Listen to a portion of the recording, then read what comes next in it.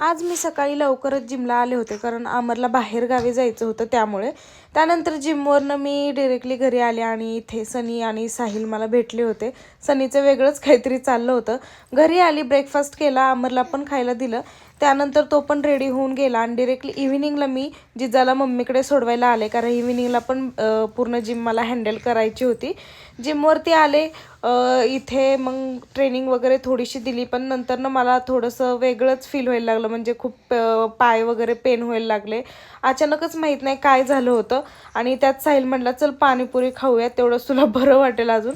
मग पाणीपुरी पण खाल्ली आणि इव्हिनिंगला मग अमर येईपर्यंत मी मम्मीपाशीच थांबले. म्हटलं की तो आल्यानंतरच जाता येईल म्हणून.